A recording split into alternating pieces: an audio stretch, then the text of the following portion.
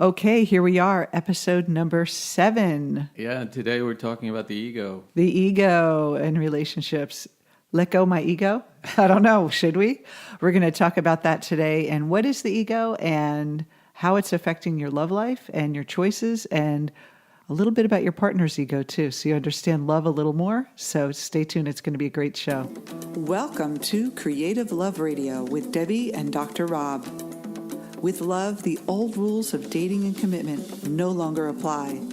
The technology's changing, roles are changing as women are stepping into their power all around the world. And the way to approach relationships needs to evolve with them. We are redefining relationships to guide you to greater love, more success, and living your purpose through the latest research in neuroscience, Jungian psychology, and Eastern wisdom. Get ready for another inspirational episode of Creative Love Radio.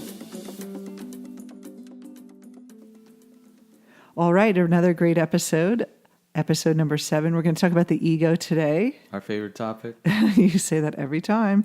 We are so excited for all the feedback we've been getting, the response to the show. It's a new show.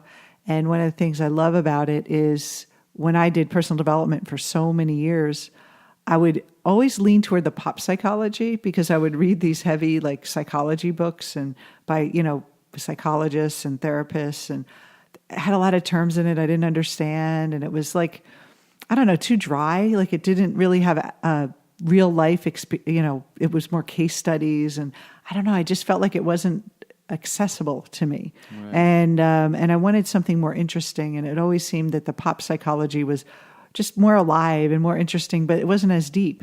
And when you and I met and we started talking about all this deeper psychology, depth psychology, Jung, I was like so fascinated, and I really am excited that we're able to bring this to more people and to know that there's deeper, really wonderful studies in psychology, but we can make it real and make it easy and accessible to everyone.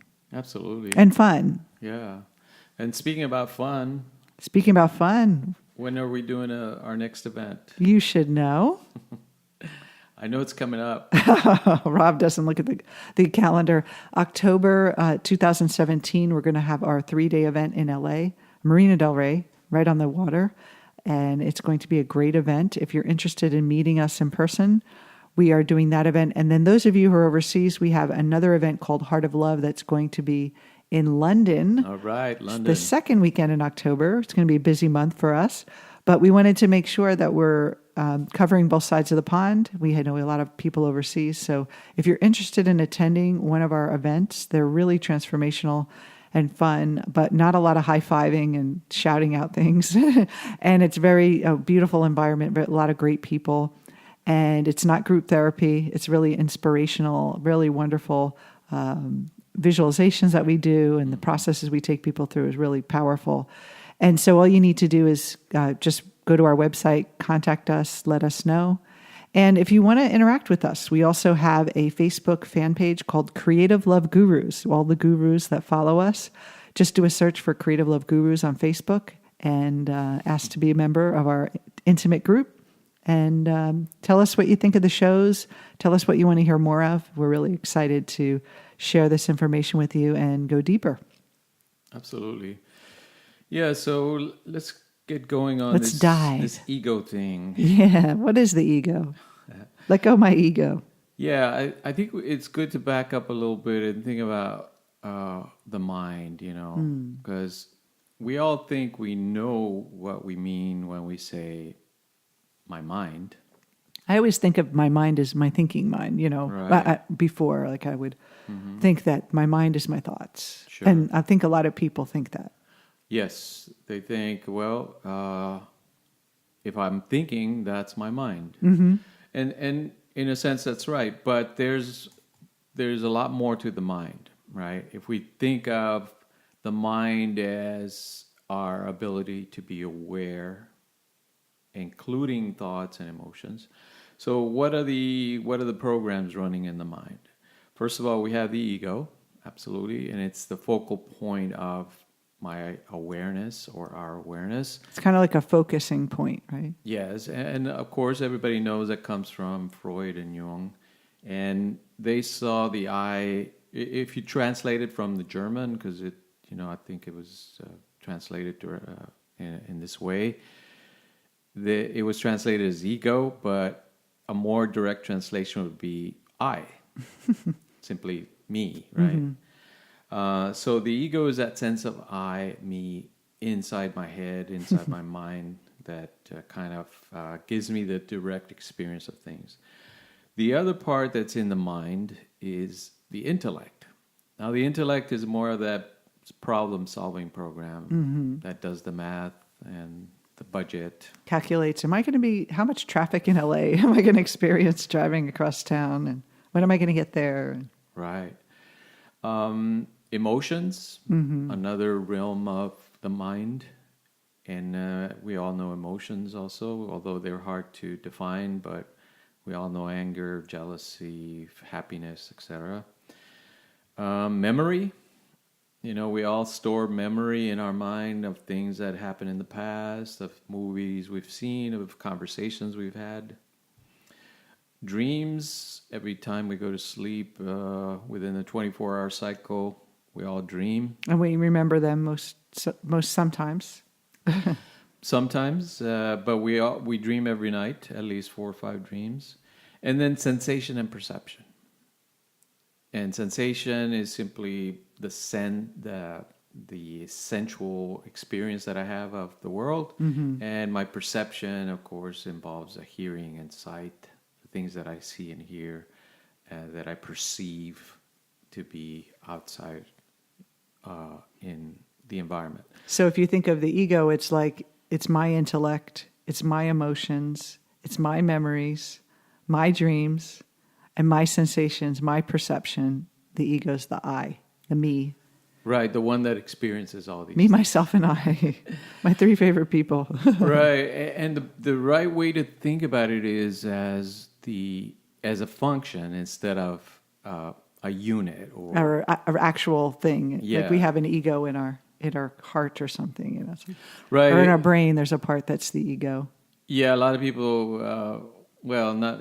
Let's say if we dissect the brain and look for the ego, we won't find it. And we won't find any specific area of the brain that holds the ego or the sense of I. So it seems to be more like a diffuse kind of like a function that arises in the mind, but gives everything that focal point of who is the one that's having the memory, who is the one that's solving the problem, who is the one that's experiencing the emotion. It is that I, that ego. It's like the conductor almost, like, he doesn't play any of the instruments, but he's kind of conducting where everything goes. And so the ego really has an important role to keep all those functions in place. It gives us the experience, the personal, individual experience of life. And so with love, if we didn't have an ego, how would we really connect with that one person, the soulmate, the sensations of being touched, of being kissed, of being loved? We would not have that experience. So a lot of people say, let's get rid of the ego. The ego's bad, but the ego gives us so much of our experience of life. And yes, it does get in the way of us having things outside of its programmed patterns, but it also, if we didn't have the ego, we wouldn't be able to experience those things. When you think about intellect and the identity of who you are, it reminds me of that movie, Still Alice. I don't know if you've seen it. It's really a great movie about Alzheimer's. And when she loses her memory, she forgets who she is. And it's really questions like, who am I? And the husband even can't relate to her because she's not Alice anymore to her. She has the body and everything else. So you see that movie really shows, if you take the ego away, what happens to someone. It's like they're still functioning on the outside. They still look the same, but that identification with themselves and even memories and how memories help us connect with other people. The only reason I know, love our life is because I remember yesterday with you or the day before. And, so memories are really cool too to have. That's what gives us that sense of I. So the ego is kind of like uses all the functions of the mind to kind of create an experience, our individual experience of life. And it's a very beautiful thing. Yeah, I think a lot of the misunderstanding about the ego comes from some of our misinterpretation of Eastern philosophy, where in Eastern philosophy they talk about transcending the ego, and transcending is not the same as getting rid of or obliterating, like some people talk about Yeah. getting rid of the ego completely. Destroying the ego. Right.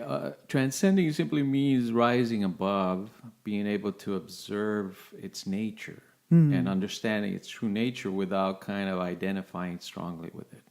So we'll get back to the Eastern philosophy, but let's talk about love. I mean, Let's talk about love, baby. how does the ego experience this thing called dating and love? Well, if you think about the ego, one of the aspects of it, it's a judging, measuring mechanism. When you think of the movie The Terminator, and the Terminator goes out, everyone's seen The Terminator, I think, pretty much. If not, watch a little blip on YouTube of him. He's a robot, and he looks at a scene, and all of a sudden the program loads up of who this person is. Are they dangerous? Are they not? Do they have any weapons? Do they, what's their history? What's their name? All that stuff. That from that memory bank, the ego is like that unconsciously. All that stuff is going on.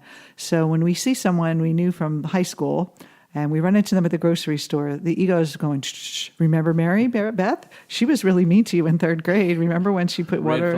Red flag. Or she was your best friend and you hug her. It's just like that whole, like how we respond to people. And even how, if people look like people that we've had in the past. So you can have generalized assumptions that you make of what type of people that are safe. And when we pick relationships, yeah, you look at those faces and your ego's going, okay, good match, bad match, good match, bad match. And it's really doing this unconsciously. And so we think, oh, I like this person because they look attractive to me. The ego's already like processing and filtering all that information to you unconsciously. And you make that decision and you think it's a gut feeling, but it's really the ego making sure you make the safest, best decision for what you're programmed to do. And if you think about the Terminator, that's kind of the thing. He just did what he was programmed to do, unless his program was changed. And so we don't want to be like that, where we're just cold and we have no feeling. But we also don't want to not have an ego where we're out in the world and just, unprotected, without a vision for our life, without any kind of everyone's safe, everyone's not safe, and just kind of like in a, confused state. We want to have some kind of organization to experience life. Right. And you can't really experience good without knowing what bad is. So we need that judgment of right and wrong, good and bad, that duality to really measure things, because you can't measure it unless you have something to measure against. Right. Yeah, and so if we think of the ego as our primary survival kit that we're born with, right?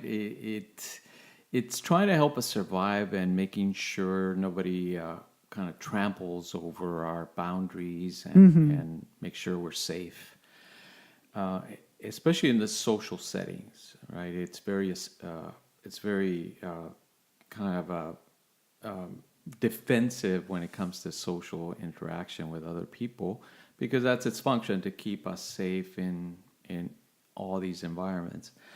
Now, when it comes to love, if we think of love as really the ability to open yourself up emotionally to another person, now the ego is going to have a problem with this because it requires trusting this other person. Mm-hmm.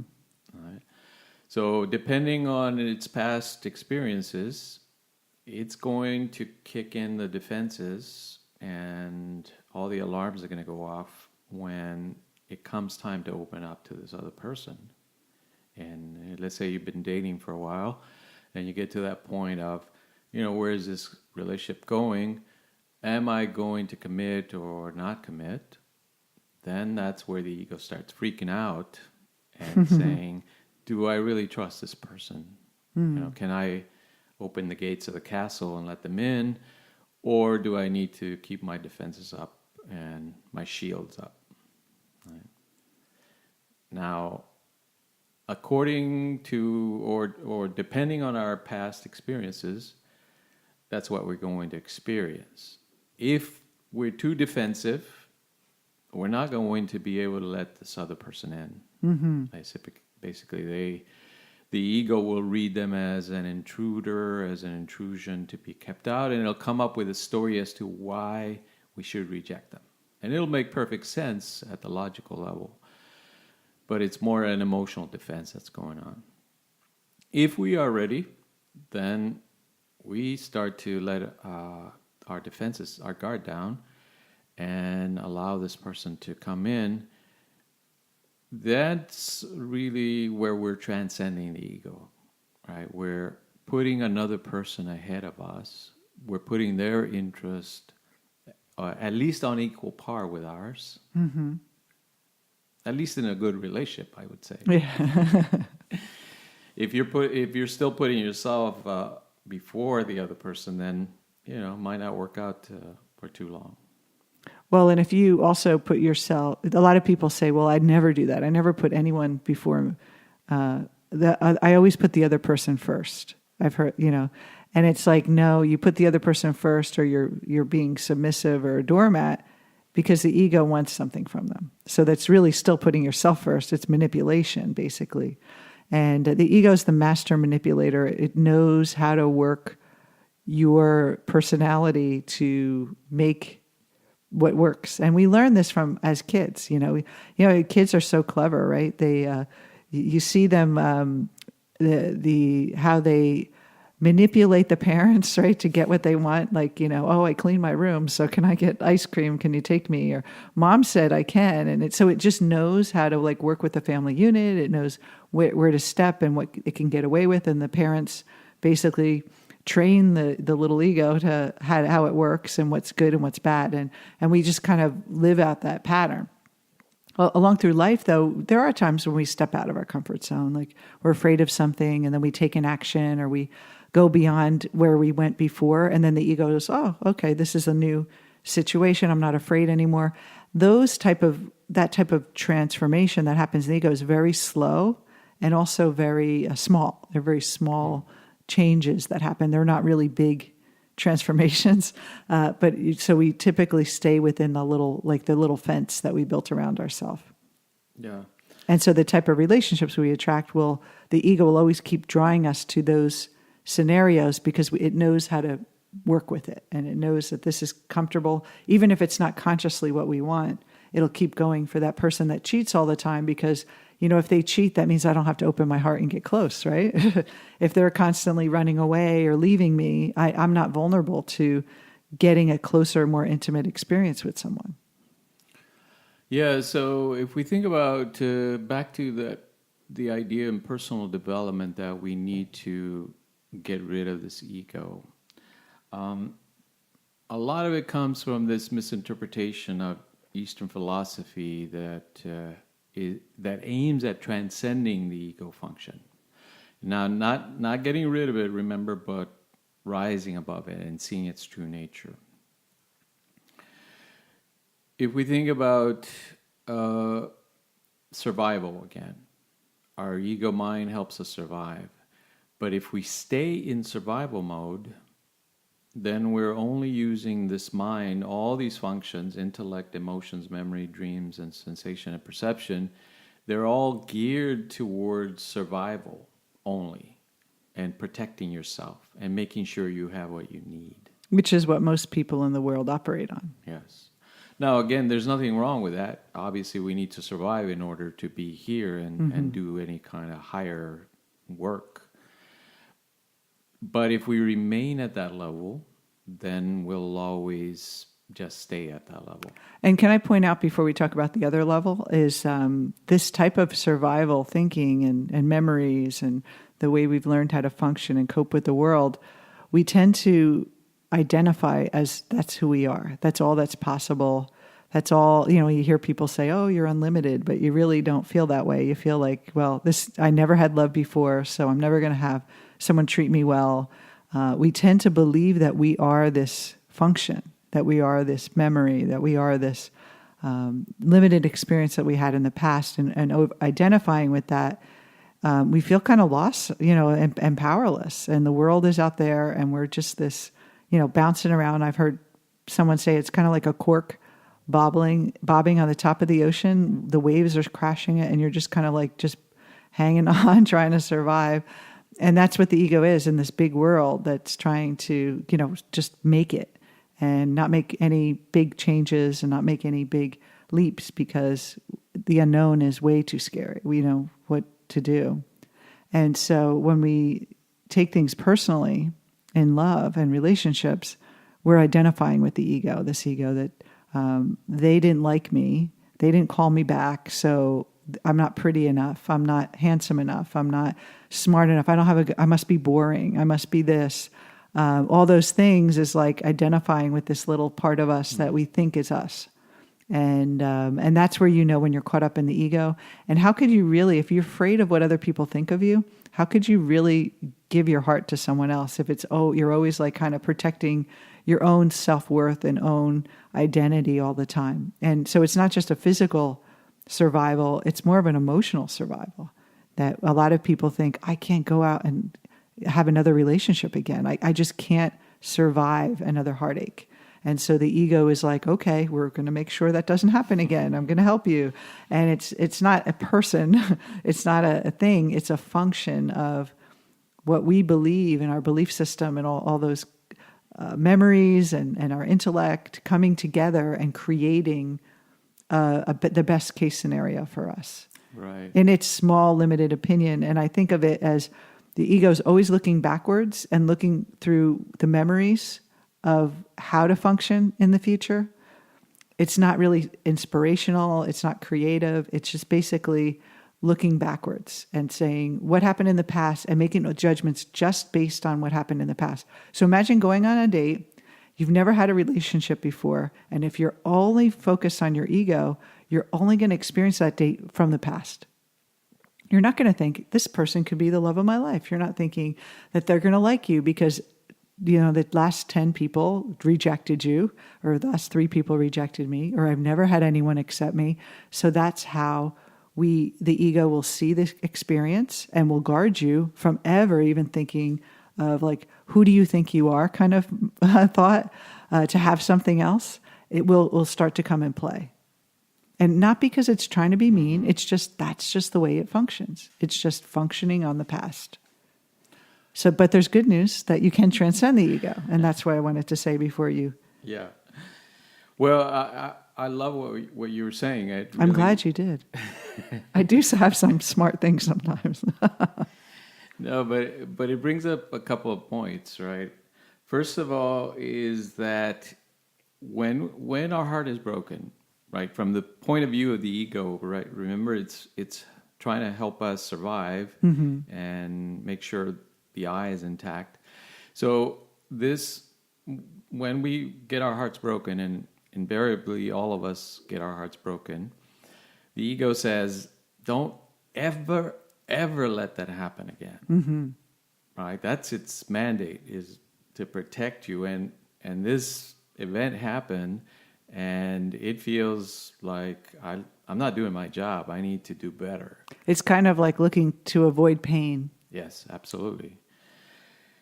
On the other hand, that desire for love, the urge to merge that we have, it's like a ticking time bomb that's calling us to transcend ourselves. Yes. Right? To go beyond our survival mind and our limited I and to experience something bigger.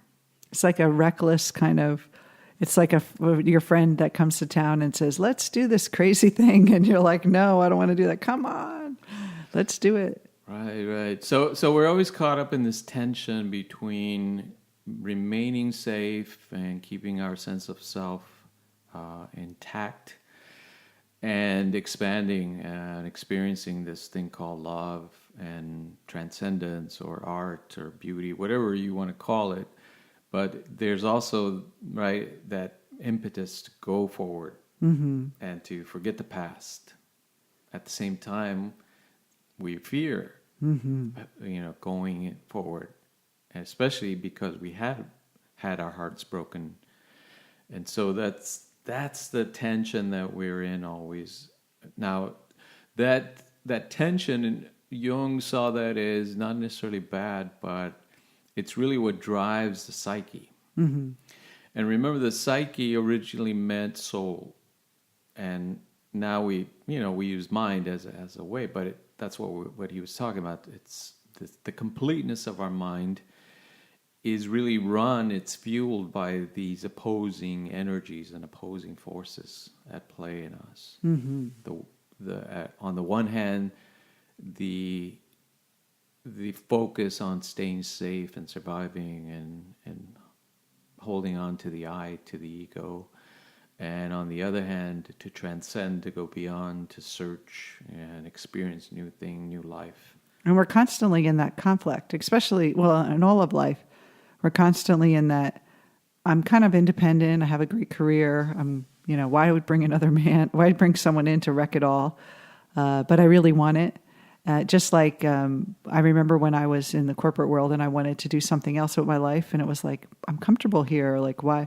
But I have all these other dreams. I want to write books. I want to do different things. And I just was that battle between us of the status quo, which feels comfortable, and stepping out. And that's the battle of life. And when Jung talked about the individuation process, that's really what we're talking about. It's not like you're going to, have this you will have this spiritual awakening in that process, but it's really about you letting go of that thing, the some of the things that keep you from really expressing yourself and identifying with that unlimited part of yourself. And the Upanishads has a really great phrase in one of their books, and the Upanishads is a Vedanta philosophy book, it's the oldest book, right, in Vedanta. And one of the stories is that it's like, you imagine a tree, and there's two birds in the tree. The first bird is eating the bitter and sweet fruits of life, while the second bird watches in unattachment or non-attachment. And that's really what happens in our mind. If we're just the one bird that's just eating the bittersweet fruits, it's kind of like life is that bobble, that cork on the ocean that just like threshing us back and forth. We don't feel any groundedness. We're constantly looking for the next thing to make us happy, looking to get away from the pain, and it's it feels exhausting. But if we identify with also the spiritual part of us, that one that looks on with non-attachment, the one that's not affected by the sweet or bitter fruits, that spirit or soul within us, we start to say, oh, life can be really beautiful with the ups and downs, but we also have this groundedness. And that is really what it's about. Transcending the ego doesn't mean getting rid of it, but transcending it is seeing that that's not just who we are. We're not identifying. We're not this ego. Now, when it comes to dating, how does this work? We want to really connect with someone on that soul level, on that spiritual level, that kind of, when I met you, Rob, it was like, even though my ego was kind of having its freak out moments, there was something I was connected to that was much deeper, that I felt like was unshakable. That unmovable feeling, that bond we had. And I knew it was a deeper connection because I had a deeper connection with that within myself. And when we connect with that part of ourselves, we really can bond with someone, and we can make mistakes. We can do all the things wrong that the dating tips tell you, that don't do this and don't do that. You can do all that, and you can mess up royally with the other person. But if you're both on that deeper place, you know that those things are just your personality, your persona, your little quirks and stuff. But we know the essence of you aren't in your behavior. And that's really what really gets me upset about dating tips, is because the understanding is that if you behave a certain way, someone will love you. If you act a certain way, if you look a certain way, someone will love you. And that's not love. That's manipulation. And what we want to do is we want to be just our true selves without worrying about what other people think. And then the person that really, really loves us is going to love that raw person, the person that, we're just being ourselves and being this normal person that's not trying to manipulate the other person or put on an act to the other person. Right. So I'm starting to get the picture, right? You are just starting? It's just the light bulb is. Are you just transcending your on. ego right now? We take it very personally, of course, when we're coming from ego. Yeah. because we're in defensive mode. We're in survival mode. So whenever somebody rejects us, let's say I muster up the courage to ask somebody out on a date, and they say no. From the ego's perspective, that is, if I'm identifying with the ego, I would take that very personally as a threat to my sense of of who I am in the world, my self-worth. Right? And that's what most people, they take it so personally. Well, I used to too. Sure, because it feels that way from the point of view of the ego. But if we understand this deeper reality that's going on here, this deeper nature of the mind, that the ego is very important. It's a center of our awareness and all our functioning. But it doesn't define us, right? There's a truer self in the sense of, like you were saying, individuation. And individuation simply means self-actualization, not actualization of the ego, right? I know who I am. Right, but actualization as I begin to experience myself in a bigger, broader sense, in a sense looking forward now instead of backward from just what happened to me in the past and defending myself against those things. So now, if I understand this, if I understand the true nature of the mind, that there is a higher self in me besides the ego, I'm not pushing away the ego, I'm not trying to get rid of it, but I'm understanding it as a function. Just understanding it, seeing what it's doing without buying into the story. Now, that rejection, I can see it in its true context. That it's not a rejection. Right. They're acting out of their own ego in some way. Absolutely. And you're experiencing that experience. It's really neutral, and the ego decides whether it's a positive or negative. Yeah. And if you look at your life, how many times have you had broken relationships where you look back and you're like, thank God that didn't work out. Thank goodness that I learned so much from that breakup that I wanted. So in the moment, the ego makes those judgments like the Terminator, but it's really not the whole story. And then through the wisdom of our inner wisdom, that higher self really has a bigger picture for us. And that's really the where we want to connect with people. That's really where we want to live. And the ego's just kind of there to help us enjoy the bitter and sweet fruits of life, but we don't have to get all caught up in it.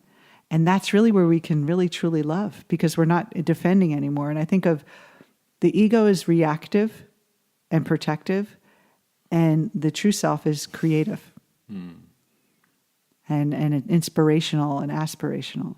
And so when we get there, when we want to create from the aspirational place, we're not creating to compensate, to cover up our pain or our loneliness. We're actually creating because we just feel like it's our duty to create. And it's a much different way to look for love than to look for love because we're lonely and we have to be positive and we have to be think all the positive thoughts. And I used to just get a little crazy with myself with beating myself up, that if anytime things didn't work out, I thought, well, I need to work on myself more, and there's something wrong with me, and I didn't think positive, and it's my negative thoughts. And if I was more confident, things would be different. And that whole thing is the ego's just like playing its little game. It's like using your intellect to keep you stuck and not think in possibility. It's more destructive in a way sometimes than creative. So we don't want to let it get to that point. And people do let their ego get destructive. They get really depressed, and they can really have anxiety, and it could have an adverse effect on us. Well, if we believe that's right. who we are. Yeah. If you buy into I am only the ego and that's who I am, then I can see how it would take you basically into that self-absorption, right? Very self-centered kind of a view of life. But that's this is an incredible topic, and we have to talk about it more. I know. We need to continue the conversation. Thanks for tuning in, and next time maybe we're going to to continue this topic and maybe talk a little bit more about the unconscious mind as well. Ooh, that sounds really interesting. So thank you again for joining us. Don't forget to visit us at creativelove.com and also check us out at our event, Destiny and Heart of Love, that's coming in October. We're really excited about it. It's going to be incredible. And we also have lots of other resources for you if you're interested in continuing going deeper with this journey with us. And enjoy our weekly podcast. We'll be back next week with another episode. See you soon. Take care. Much love. You've been listening to Creative Love Radio with Debbie and Dr. Rob. For more information, visit us on our website at creativelove.com.